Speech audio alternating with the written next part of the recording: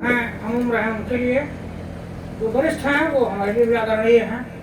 नाम गिनाने में समय न खर्च करें। मैंने अपनी ओर से तय किया कि 10 मिनट में बातचीत करूंगा और 20 मिनट आधे घंटे का जो समय है उसमें कल का हिस्सा ज़्यादा होना चाहिए। कल पर निरर्थक बात करने वालों का हिस्सा कम होना चाहिए। तो इसके पहले अब ये विवेक का सौभाग्य है कि दुर्भाग्य है कि उनके परबाबा नला जी को रामविलास शर्मा मिले और उनको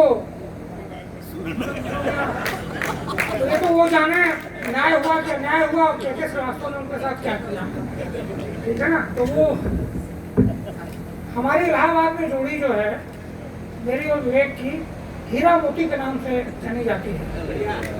तो प्रेमचंद के दो बैलों के रूप में हमने स्पष्ट इसलिए कर दिया कि कोई आप और हीरा मोती ना समझ लें। हम वही हीरा मोती हैं, प्रेमचंद वाले हीरा मोती हैं, मतलब कीमती हीरा मोती ना समझ लें। तो विवेक का पहले मैंने सोचा कि कविता पढ़ने के बाद कवि पर टिप्पणी की जाए तो उसके कविता के प्रभाव को कम कर देता है। इसलिए पहले मैं कवि का अपने हिसाब से एक कवि को मैं कैसे देखता समझता हूँ एक छोटी सी बातचीत रख दूँ, फिर आप कवि को सुनिए।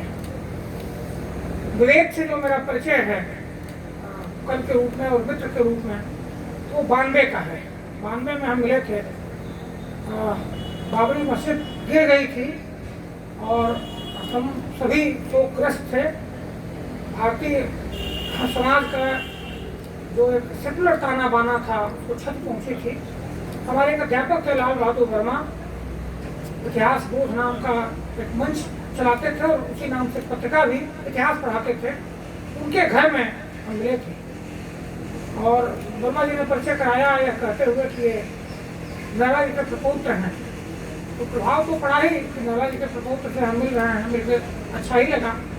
फिर उनके कवि रूप से परिचय हुआ। तो यानी विवेक जिस दौर में कविता लिखना शुरू किए उस दौर में अगर हम कुछ घटनाओं को रेखांकित करें अंतर्राष्ट्रीय स्तर से लेकर राष्ट्रीय स्तर तक, जब एक कवि बन रहे होंगे, बनना चाह रहे होंगे, कविता लिख रहे होंगे, घर में कविता लिखने की परंपरा थी, एक बड़ा कवि घर में ही था। हमारे पूर्व विभागाध्यक्ष रामचंद्र चतुर्वेदी अजित कुमार साहब के बहाने एक संस्मरण सुनाया करते थे। बार बार उस संस्मरण में हम सुना देता हूँ, उसी से बात शुरू करता हूँ। एक बार किसी ने नला जी से, कोई नया साहित्य प्रेमी गया और पूछा कि नला जी बाकी सब तो ठीक है, आजकल हिंदी का महाकवि कौन है। तो नला जी ने सवाल को थोड़ा दाएं बाएं टालने की कोशिश की कि ना ठीक है, बेवकूफ़ी भरा सवाल है, ना ही पूछे अच्छा है। उसको रहा नहीं गया, उसको लगा नला जी से मिलन हुआ है, 1 दिन बाद पहली बार पूछ ही लें। फिर 5 मिनट के बाद उसने फिर पूछा कि नला जी बताए नहीं इसमें हिंदी का महाकवि कौन है। तो बगल में डंडा पड़ा था, नला जी उस डंडे को लेकर उसको दौड़ाए, भाग गया, नौजवान था, भाग गया। नला जी पीछे वापस आ गए हंसते हुए, शांत हुए। तो किसी ने पूछा कि ऐसा क्या था, आप उसको दौड़ाने निकल गए, मारने के लिए दौड़ाने निकल गए। जवाब दे बहुत छोटा सवाल था। नला जी ने बहुत गंभीरता से उत्तर दिया बैसवाड़ी ने, सर हमें से पूछत रहा हिंदी का महाकवि कौन है, इससे बड़ा आसान क्या होगा। उन्हीं से पूछ रहा था कि हिंदी का महाकवि कौन है, तो मारने का मतलब क्या चाह रहा था। तो ठीक ही किया तो बहरहाल जब विवेक ने कविता लिखना शुरू किया होगा तो हमने तो नला के बारे में सुना है या पढ़ते हैं, उन्होंने भी नहीं देखा है। लेकिन रामकृष्ण जी थे बाबा, रामकृष्ण जी को मैंने भी इनके साथ ही देखा।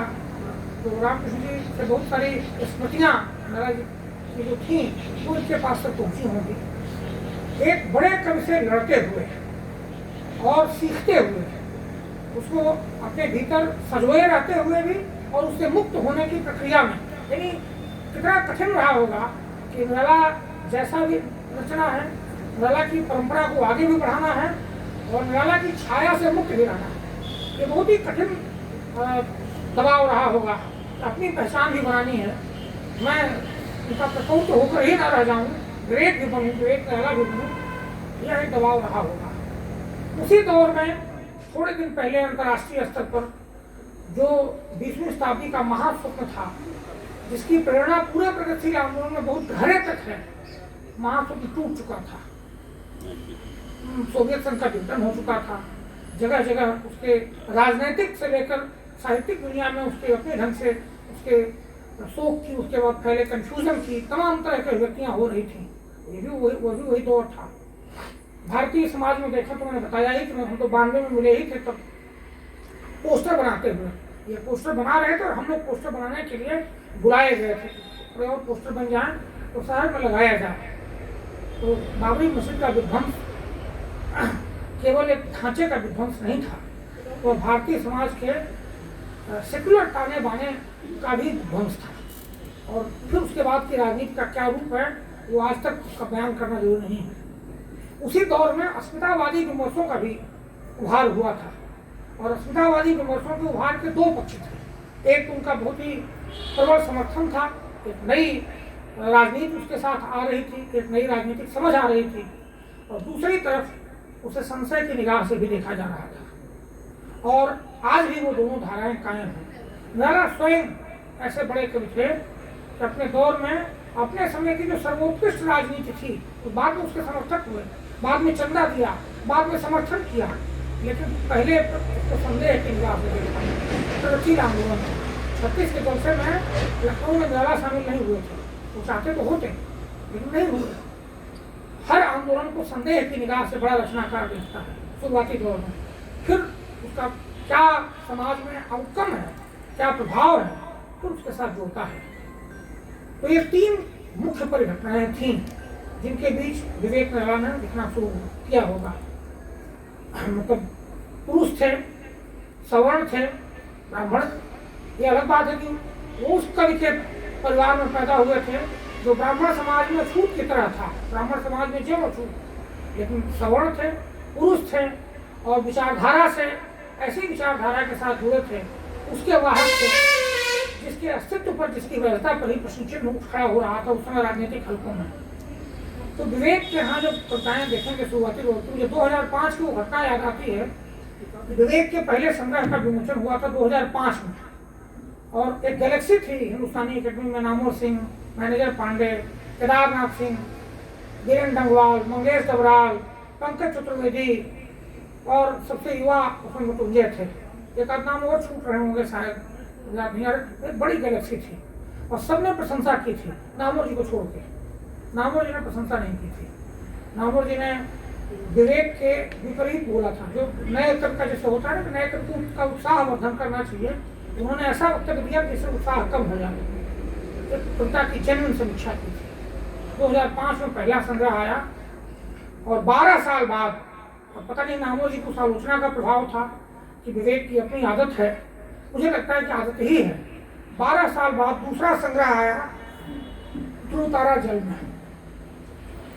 हम जिस दौर में रह रहे हैं टेक्नोलॉजी के प्रभाव के दौर में, वहाँ कहा जाता है कि स्पीड हमारे समय की पहचान है, गति। जितना जल्दी हम पहुँच सकें, भारी भारी वाहन, जितना जल्दी ब्रह्मांड की सैर कर सकें, स्पीड हमारे समय का एक, माने हमारे समय को पहचानने का एक मूल्य है। एक मिलान कुंदेरा का उपन्यास है, वो अगेंस्ट स्पीड है। उस उपन्यास का नाम ही है स्लोनेस। जब पूरी दुनिया गति के लिए पगलाई हो तो स्लोनेस का, गतिहीनता का, धीमेपन का, जो मंद गति है, उस मंद गति के वैभव का वर्णन करता है। वो मिलान कुंदेरा ने उसकी भूमिका में लिखा है कि मैं प्रतिरोध के तौर पर शीर्षक रख रहा हूँ, इसी अगेंस्ट स्पीड।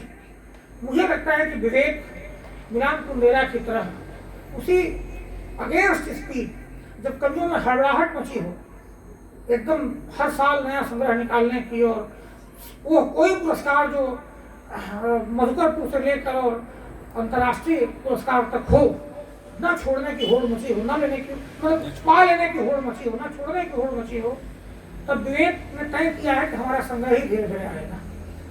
हम उस पुरस्कार, सत्ता के उन सारे समीकरणों, सत्ता के द्वारा सम्मानित और पुरस्कृत किए जाने के जो उसमें जाल बिछाया जाता है, जो सेटिंग की जाती है, उससे कभी अलग खड़ा है। यह वही दौर था जिस दौर में राजनीतिक महावृत्तांत के टूटने के बाद बहुत सारे कवि, जो सीनियर कवि थे, वरिष्ठ कवि थे, जिनकी कविता का आरंभ ही हुआ था उस राजनीतिक महावृत्तांत के साथ, वह तो थोड़े देर सन्नाटे में थे, कंफ्यूजन में थे, कौन सी राह चुने। लेकिन जो वो देखने के बाद कविता शुरू किया था, उसने जीवन की छोटी छोटी, घर में किसी परिवार में किसी स्त्री की हुई मृत्यु, अपनी बेटी, आदिवासी महिलाएं, लकड़ी बीनने वाली औरतें, अब देखेंगे कि इन कविताओं में बहुत जीवन के छोटे छोटे वृत्तांत हैं, अवसाद है, दुख है, उनमें गहरी संवेदना है, और उसी के बीच केवल संवेदना तक सीमित नहीं रखते। अभी हमारे यहाँ एक व्याख्यान हुआ कल, उसमें एक बहुत ही महत्वपूर्ण कवि, उन्होंने साहित्य के इतिहास दर्शन पर बात करते हुए कहा कि अगर संवेदना नहीं रहेगी तो साहित्य नहीं जीवित रहेगा। संवेदना तो बहुत प्राथमिक चीज है ही, लेकिन उन्हीं संवेदनाओं के बीच, उन्हीं विवरणों के बीच, उन्हीं छोटे वृत्तांतों के बीच महानता के विरुद्ध लघुता और गति के विरुद्ध गतिहीनता, मध्यम गति, उसके पक्ष में खड़े दिखाई देते हैं। उन्हीं संवेदनाओं के बीच विवेक अपनी राजनीतिक चेतना प्रकट कर देता है, धीरे से, बहुत आसानी से, बहुत आहिस्ते से। दो तरह से राजनीतिक कविता कही जाती है, बहुत लाउड के होकर, बहुत लाउडनेस के साथ, शोर शराबे के साथ।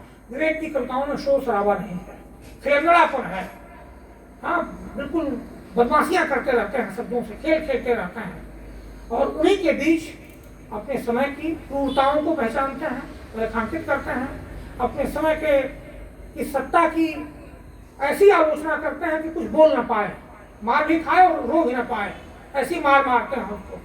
हो सकता है कि ये निराला जी से सीखा हो। दूसरा, विवेक की कविता में केवल निराला मौजूद नहीं है। एक बड़ा खतरा होता है कि हमारे घर में, हमारे पर बाबा तो इतने बड़े कवि थे तो हम केवल निराला तक रहे हैं, केवल निराला मौजूद नहीं है। मैं कभी विस्तार से बात करूंगा, आके अच्छा ही लगा, अकेले बात करना होगा या लिख के दे दूंगा। विवेक की कविता में निराला के बाद की पीढ़ी की आप शमशेर बहादुर सिंह का शिल्प देख सकते हैं, पा सकते हैं। उसमें महादेवी की जो गहन अनुभूतियां हैं वो उनकी कविताओं में, एक दो कविताओं में है। यानी छायावाद से लेकर और मुक्तिबोध तक, मुक्तिबोध की जो जटिल राजनीतिक चेतना है वह सब विवेक की कविताओं में किन्हीं न किन्हीं रूप में मौजूद है। ये एक तरह से अपना आत्म विस्तार करना है। जो कभी अपना विस्तार नहीं करता, जो अपने हदबंदी को तोड़ता नहीं है, एक ही हद तक सीमित रहता है, वह कभी अंतर नष्ट हो जाता है, उसकी बहुत सीमित दायरे में रहता है। विवेक अपने दायरे को निरंतर विस्तृत करते हैं। अभी आजकल वो पद लिख रहे थे पद जगन्नाथ दास रत्नाकर वाली शैली में, उद्धव को संबोधित करके, और मेरा आग्रह है कि वो पढ़ें और आप आग्रह करिए कि आप सुने। उन पदों में राजनीतिक जीवन से लेकर और मास्टरों के कापी जांचने तक और भी जीवन के बहुत सारे जो उत्थान पतन हैं, जो बहुत सारे विद्रूप हैं, जो बहुत सारे उल्लास हैं, उन सबको बहुत ही खिलखड़ेपन और बहुत व्यंग के साथ, बहुत मजे के साथ मजा लेकर व्यक्त किया है। एक यह भी शिल्प है कि छंद भी छोड़ना नहीं है। छंद की जमीन पर यह नया प्रयोग है। उसमें कोई भक्ति नहीं है, उसमें कोई आध्यात्म नहीं है, उसमें कोई श्रृंगार नहीं है, बिल्कुल समसामयिक आज का जीवन, आज के जीवन संघर्ष और आज के जीवन की जटिलताएं और कठिनाइयां वो है छंद में। और दूसरी तरफ यह छंद मुक्त कविता, जिनमें मुझे तो लगता है कि अगर मैं बहुत अतिशयोक्ति हाइपरबोलिक होकर ना कहूँ तो विश्व कविता की जो श्रेष्ठतम अनुभूजें हैं विवेक में आ गई हैं और उन्होंने साध लिया है, ऐसा नहीं कह रहा हूँ, लेकिन उसको पकड़ने की कोशिश इन कविताओं में दिखाई देती है। अब तक इनके 2 संग्रह हैं। इन 2 संग्रहों की कुछ कविताओं का जो स्वयं इन्होंने चयन किया है, एक प्रतिलिपि संग्रह भी बनकर तैयार हुआ है और बहुत सारी अलिखित कविताएं हैं। विवेक कई बार हम लोग 24 घंटा में कई घंटे साथ रहते हैं, तो ये देखता हूँ कि जीवन में जितनी कठिनाइयाँ हैं इनके निजी जीवन में और जो चुनौतियाँ हैं, उसके बीच प्रायः जब उसको मौका मिलता है तो शब्दों से छेड़छाड़ करके हंसता हंसाता खेलता कुछ तोड़ फोड़ करता रहता है। वह तोड़ फोड़ केवल मतलब अपने अवसाद को मिटाने का एक रास्ता नहीं है, अवसाद पर विजय पाने का एक रास्ता नहीं है। कई बार उन्हीं के बीच से वह सामान्य जीवन के सामान्य वृत्तांतों से, रोजमर्रा के जीवन के सामान्य वृत्तांतों से अपनी कविता बना लेता है, और वह कविताएं इन संग्रहों में मौजूद हैं। यानी कविता की कठिनतम साधना से लेकर, कविता के कठिनतम शिल्प को साधने से लेकर और जीवन के बहुत ही कम मूल्यवान, जिनकी ओर किसी का ध्यान नहीं जाता है, जो लगभग छोड़ दिए गए हैं, यानी हाशिए का जो जीवन है, उस जीवन तक विवेक की निगाह, एक कवि की निगाह फैली हुई है, वो इनकी कविताओं में मौजूद है। मैं बहुत विस्तार से, विवेक मेरे बहुत प्रिय कवि हैं, मैं बहुत विस्तार से बात कर सकता हूँ, लेकिन मैंने ही 10 मिनट चुना था, इसलिए 10 मिनट का उल्लंघन नहीं करूँगा। और मुझे लग रहा है कि आप मोबाइल देख रहे हैं, 10 मिनट पूरा हो गया है। तो बहरहाल विवेक को सुनिए, कवि को सुनना चाहिए। कवि पर हालांकि हमारे पहले जिन 3 लोगों ने बात की वो बहुत सार्थक किया, मुझे विश्वास था कि मैं उतना सार्थक वक्तव्य नहीं दे पाऊंगा, कुछ बकबक करूंगा, इसलिए मैंने अपने लिए कम समय चुना और चाहता हूं कि मेरा जो बचा समय है वो कवि को दिया जाए। बहुत धन्यवाद।